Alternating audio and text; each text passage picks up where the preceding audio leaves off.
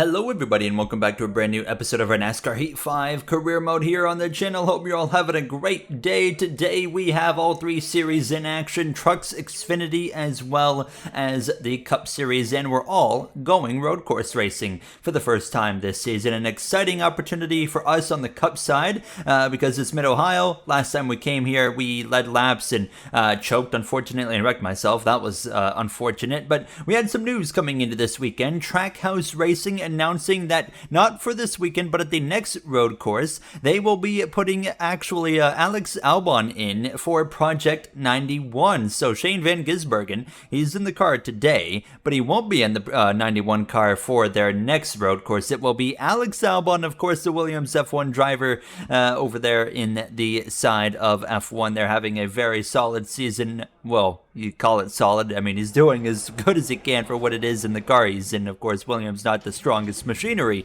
but we come through into qualifying. We're skipping right through into quality, no practice. We've got the brand new WeatherTech paint scheme on the car. Sanok whipped up here, looking absolutely fantastic. Now, as you guys know, we kind of had this thing at Colleague. We run this WeatherTech car when we go road course racing. And following today, we have a short track swing coming up with Richmond, Bristol, Martinsville. So I think we've got three opportunities in the next four races to win, because we're not going to win at Richmond unless there's a miracle there. But we have a chance to win, I think, in Mid-Ohio. We have a chance to do it in Bristol and Martinsville as well. So could that first career win come within the next few episodes? We're going to find out. And it starts here today with a good qualifying effort. Now, last season, we got our first career pole at this track right here in Mid-Ohio. Can we back it up with another pole 2 seasons in a row? Through the final turn, a little bit sloppy there on the exit of the final turn. We're going to cross the line. It's a 121.080.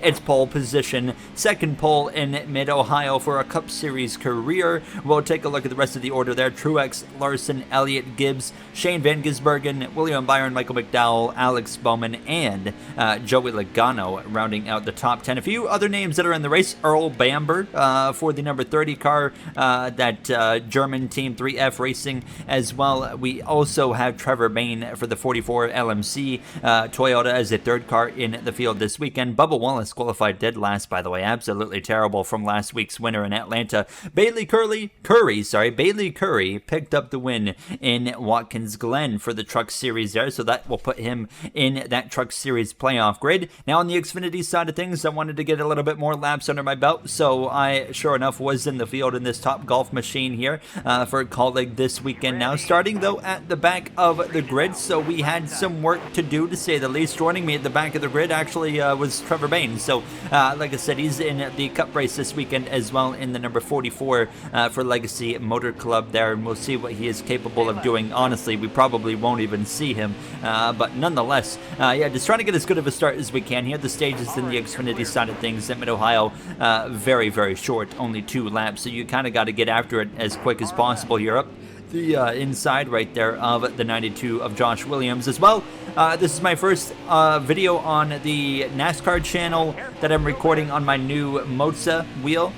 So I got the R12 base and the FSR, I think it's called. It's the Formula 1 style wheel. It's got the digital dash on the wheel and whatnot, a whole bunch of knobs and buttons. It's pretty cool. I know it's been speculated that it doesn't work on Heat 5. That's completely inaccurate. I had no issues. I just had to simply map the controls and it works. So yeah, that's cool. It plays well. I was having fun. So we got P15 in stage 1. Stage 2, we would try to move our way forward now, actually, up the inside of Xfinity, and SHR rookie of Zane Smith here making a bunch of overtakes into turn 2 there, as we're going to pass Sammy Smith as well as Sam Mayer, who's been a bit of a road course merchant this season, but we continue moving forward, passing the 9 of Brandon Jones, and we actually would get to P6 by the last lap of stage number 2, and then the caution was actually going to come out on the final lap of the stage, and that was going to end the stage. And then watch this, my AI just trucks it down into the corner and spins itself out. I've never seen that happen before.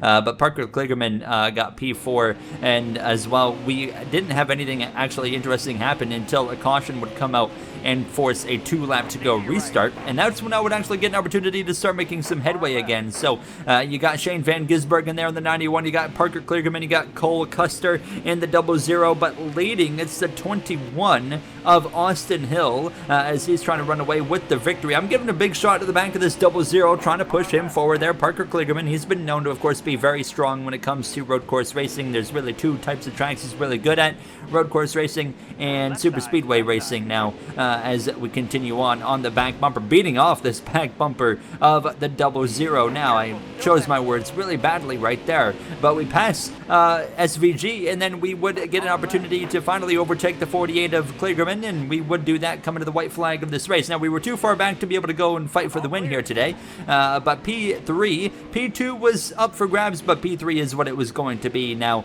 as we're going to settle for that third spot right behind that 00, coming to the line, trying to throw it at him, but not enough. So we cross the stripe, sure enough. P3 in Mid-Ohio on Saturday. What can we do on Sunday? That's the big question. So Austin Hill picks up the win over Cole Custer's, new brother, Cole Custer. I still have to fix that. I'm going to try and get that fixed. You will see as well new custom numbers in the next episode for Xfinity and whatnot. So Koop, he actually made a bunch of custom numbers, so you'll actually see the 3 for Ty Dillon. Nonetheless, let's head racing on Sunday. We're here in sunny Ohio for some road course racing. Bubba Wallace picked up his first win on the season in Atlanta. And today we have a driver starting on pole looking for career win number 1. Is today Owen's day? I think it is, Mike. Owen has been strong at the road courses, and now he's got a car capable of winning. I think he gets the job done today. I got my money on McDowell, boys. Owen has speed, but he hasn't fought for many wins yet, and it takes practice to finally pull it off. Hey, old Gary Owen, it's Boyer in the booth. You got me? Yeah, what's up? You're on pole today. Still looking for that first win? What has to go right today for that to happen? Everything. I think that's been proven, and we need to be perfect all day long. No badly timed yellows, you name it. It needs to go right. So if that all happens, that all comes together, we'll be in victory lane. All right, good luck today.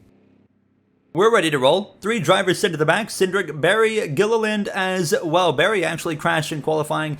Gilliland was inspection issues. Cindric was tire issues there. They got a new set of tires on that car that they did not run in qualifying. We're ready to lead the field to the green flag here alongside the 19 defending champion of Martin Truex Jr. We're underway here from Mid-Ohio as we make the run down towards turn 1. Row number 2 is Hendrick Motorsports filled. Larson as well as Chase Elliott. Truex fights back on the outside on the exit of turn 1. You'll notice Elliott got a new Lundmar's paint scheme here. That was made by Cachinero. Once again, a really sick paint scheme as well. You'll notice a William Byron Exalta car that Cachinero whipped up throughout this episode as we lead the way out of turn number 2. In control already. Multiple car length lead over that 19, but he fights back a little bit down this back straightaway. I call it the back straightaway. It's literally just out of turn 2. But a downhill braking zone here in Mid-Ohio. Into this corner, Truex, an aggressive lunge up the inside, free of contact right there, but really aggressive on the opening lap, and it's going to work in his favor because he's going to get the best of me as I struggle for grip right there. Truex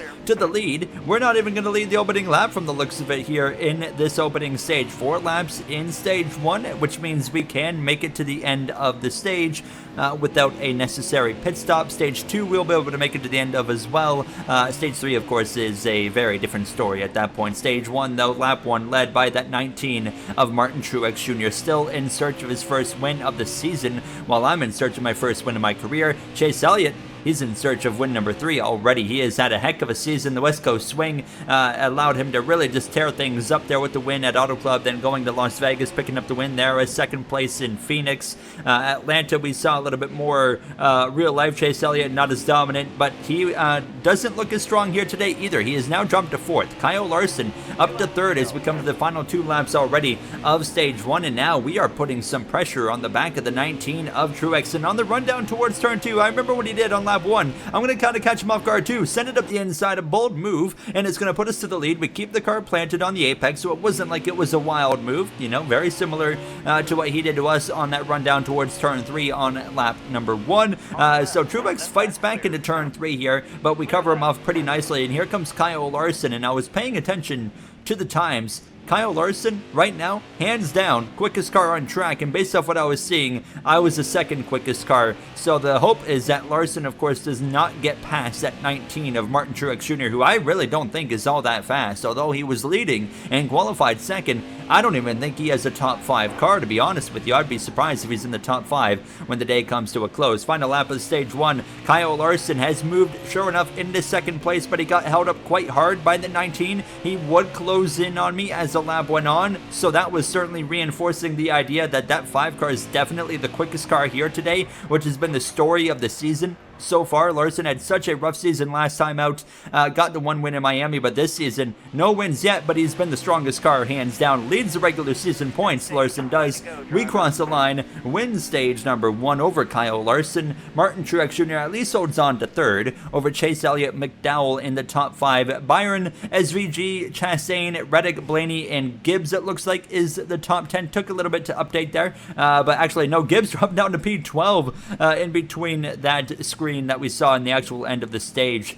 as Kyle Busch dead last, and here's what happened to him. So we all would come into the pits, by the way. We're going to take fuel as well as 4 tires, no adjustments necessary, but take a look at what happened to Kyle Busch. It comes in late, but this is the best look I got at it. He just went head on into the barrier, a clear tire failure. Fortunately for the 8 car, he is not out of the race. And as well, we saw Austin Dillon last episode have a huge crash in the Atlanta race. And fortunately, he was cleared to race this weekend. He is racing in Mid-Ohio. Lucky for sure to escape injury out of that one now, as we are underway for stage number 2. Shane Van Gisbergen up to 4th place. A great pit stop there for the Trackhouse team. Side by side with Larson through turn 1. He fights back on the outside there, just like Truex did on lap 1 of the opening start of this race. Truex right now in our rear view mirror, filling it up there as we dive down into turn 2. Byron with a huge lunge, 3 wide. That holds up everybody behind him and aside to him, or beside him. Larson goes from second to outside of the top 5, it looks like,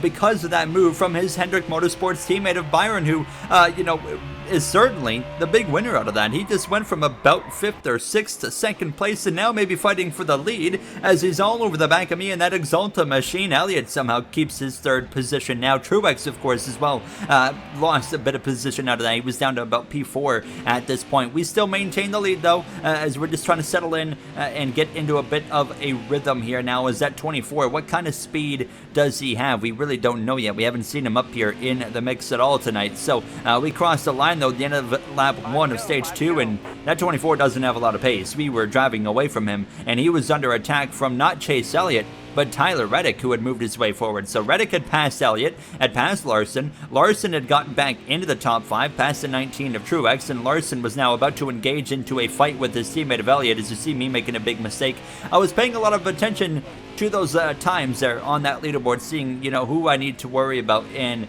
the cars that stuck out were the 45 and the 5. The 5 more so than anybody else. He's still the quickest car on the track. The 45, I would say, is the 3rd quickest car on the track, just behind myself. So it's Larson, myself, Reddick, the quick cars for sure here in Mid-Ohio. 3 laps to go in stage 2, and fortunately, it is a bit difficult to pass for AI, so Byron being second was keeping Reddick, at bay for now in 3rd place. Reddick did have a brief moment where he was fighting side by side down this straightaway right here. You saw it on the track map with that 24. But fortunately for me, the 24 is actually able to stay ahead for basically the rest of the lap here as we approach the final lap of stage 2. Stage 1 and stage 2, very calm, kind of NASCAR road course way, where stage 1 and 2 really aren't that crazy. Then you go into stage 3, and the chaos, of course, picks up. I wouldn't be surprised if we get, a typical NASCAR road course kind of race here today, as I go a little bit wide in turn 1 on the final lap. But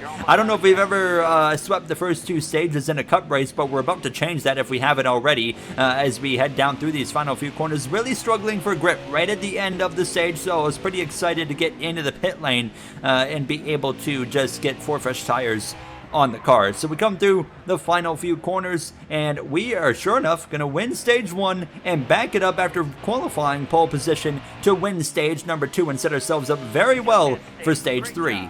Love what I see. We just need to hope Larson gets stuck in traffic. Do you need any changes? No, do not touch anything. I am very adamant on the radio. I don't need any changes. Kyle Busch has rebounded to P25. Bubba Wallace still sucks in 36 after winning in Atlanta. Ryan Blaney out of the race, had an engine failure. Trevor Bayne in 39th for the Legacy Motor Club third car with that 44. But we're all going to come in, take fuel, take tires, get ready to roll. Pit stops, you can see some gains for Austin Dillon into the top 10. SVG back up to P7, doesn't seem to quite have the speed you would expect from SVG after getting his first win at a road course last season. In this NASCAR Heat 5 career mode, we're underway for stage 3, however, down into turn 1. Watch for that, black and green, teal, whatever the heck you want to call it, 45 car of Tyler Reddick with the Money Lion branding now. What can he do? We're side by side with Byron, who's able to do the switchback, but we dive deep down into turn 2, clear, and sure enough, Reddick into second place over that 24, and maybe Elliott's going to slip through as well. Larson stuck in traffic, which is absolutely fantastic for myself now, and it really gives us only one car to worry about, and that's the 45. We already said, that leaderboard right now of fastest cars, Larson, myself, Reddick. Now, Reddick nearly runs into the back of me, avoids contact, but I run a little bit deep. That opens the door for the 45 to fight back up the inside now, as it was a similar move to Truex from lap 1. I run into the side of the 45, lean on his door a little bit. He might not appreciate that very much, but I appreciate it because it works for me. So we get through, back into the lead of this race here in Mid-Ohio. 10 laps of racing in stage 3, 1 pit stop necessary. May that be under green or caution. We'll have to wait and see. We have not seen any cautions due to accidents yet. Only stage cautions wide in turn 1, however, at the end of lap 1 of the stage, opens the door again for that 45 who was able to stick with me all the way back for the last half of that opening lap of stage 3, but we once again are able to really just dive deep down into turn 2 and get ourselves back clear, and then some, get a decent gap over Reddick as we head down this long straightaway towards that downhill braking zone. Reddick closing in. Reddick's gonna just absolutely pile drive us into the corner, run us off the circuit. He takes the lead, goes through Byron, Elliott, and Larson as well. Hendrick Motorsports 2, 3, 4, but my goodness, Reddick just full sailed it off in there and plowed into the back of me and sent me off the circuit. Here's the replay. I mean, what am I supposed to do there? We brake for the corner, no differently than we usually do, and the 45 just runs into the back of us. Watch the onboard camera of this. It damages his car. That's how hard he hits me, and he nearly wrecks himself. We continue on. The damage done. We're down to 5th place with about, 8 laps to go in this race, so we got some work to do. Reddick now out in front over the Hendrick trio, and then Alex Spellman's, probably like 10th or so, 10th to 15th, kind of where he's been running all season so far. Good enough to probably make the playoffs when we get to that 26 race, but is he going to be good enough to win some races? He's going to have to step it up if he wants to keep his ride at Hendrick Motorsports now. But you can see Reddick keeping a comfortable gap to the 24. I wanted to get to the bank of the 45 and just wreck him, but I, quite surprisingly, was struggling here after that contact. Now, there was damage done to the rear of the car. The car was a little bit freer, as obviously, as you would expect with damage to the rear end in NASCAR Heat 5, that it just makes the car looser. But my pace was struggling after that now, and I'm right behind this 5 of Kyle Larson, and you can tell it's difficult to pass because, the quickest car on the track is not able to go anywhere, and I'm actually going to pass him. We're going to go on the attack on the exit of the final turn, clear Larson down into turn 1, lap 21 of 26. 6 laps to go here from Mid-Ohio. Do we have enough time to get back into the mix? Do we have the car capable of getting back up into the mix? A huge send. This was down into turn 2. Puts us right up to the back of that Lumar machine of Chase Elliott now. And sure enough, don't mind if we do. We're going to have a nice run down this short straightaway and swing to the right side. It's not a short straightaway, but we clear the 9. Easy. Elliott, really, he just backed out of it. Didn't even bother fighting. And unlike Tyler Reddick, Elliott's going to send it into the corner, but he's not going to bulldoze me. So he's going to race is clean, looks up the inside briefly. That comes to an end there. We clear him now and actually give Larson an opportunity to pass that number 9. But now we'll set our sights on William Byron in that number 24. A little bit loose right there, but we are able to correct it. Field light comes on towards the end of the lap, and actually immediately we're going to see the leader of Reddick pit, Byron pit, Larson, Elliott. All these guys are pitting. Several drivers in, many stay out, including myself. We haven't seen a caution, all day long due to an accident. Like I said, so I'm confident we can stay out an extra lap, pit, and not have to be stuck in traffic. Well, now we are going to be stuck in traffic because it's going to be green flag racing traffic that we're going to be behind. So everybody in the pit lane can now stay out because they just serviced their cars and that is going to put us way behind, and it's only going to be 2 laps to go, and we're 9th place for the restart. And now that's just a little bit more salt on the wound of what could have been here today. Tyler Reddick bulldozed us out of the way. Absolutely ruined our day here in Mid-Ohio. We were still rebounding to a decent result here. Multiple rows of 3 wide up there. Chastain actually causes the 17 to stack up right on my front bumper, but Chase Elliott took 3 wide on Reddick into turn 1, and he's gone to the lead of the race here now as I do a huge lunge into turn 2. That was just me missing the braking zone, but it actually kind of works itself out there. We go around the outside of Watermelon Boss, Chastain, and we will now pass Denny Hamlin in the FedEx Toyota Camry up to P6. Elliott leads on the run down towards the downhill braking zone. The 11 coming in like an absolute cruise missile out of Call of Duty Modern Warfare 2, or now 3, I guess you want to say. That's coming out, of course.